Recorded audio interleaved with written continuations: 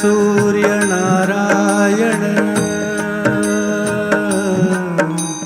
कृपा त्यांची प्रकाशपूर्ण संत सुखद रोहिणी रमण कौमुदिते तत्कृपा.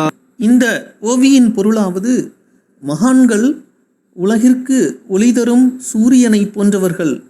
அவர்களின் கருணை சூரிய கிரணங்களைப் போல் ஒளிமயமானது. மகான்கள் மனதிற்கு சுகம் அளிக்கும் சந்திரனைப் போன்றவர்கள். அவர்களது அருள் சந்திரனுடைய கலை கிரணங்கள் போல குளிர்ச்சி பொருந்தியது. இங்கு மகான்களை சூரியனுடனும் சந்திரனுடனும் தாஸ்கனு ஒப்பிடுகின்றார்.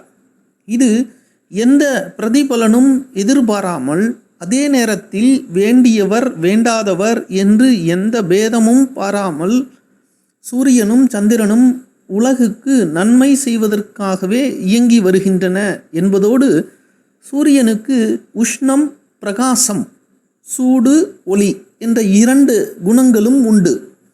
அதில் இங்கே சூரியனின் ஒளி மட்டுமே குறிப்பிடப்படுகின்றது.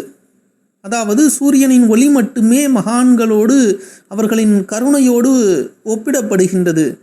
ஏனெனில் சூரியனின் ஒளி எப்படி நன்மை பயக்கிறதோ அப்படி மகான்களினுடைய கருணையும் நன்மையை நல்குகிறது. அதே நேரத்தில் சூரியனின் உஷ்ணம் தாங்க முடியாதது, எனவே அது இங்கு குறிப்பிடப்படவில்லை. அத்தகைய ஒன்று மகான்களிடம் இல்லை என்பது கருத்து. சந்திரனினுடைய குளிர்ச்சி குளிர் தரக்கூடியது. அதைப்போல மகான்களினுடைய கருணை நன்மையை தருகின்றது என்பது இங்கு தாஸ்கனு மகாராஜால் குறிப்பிடப்படுகின்றது. ஜெய் சாய்ராம்.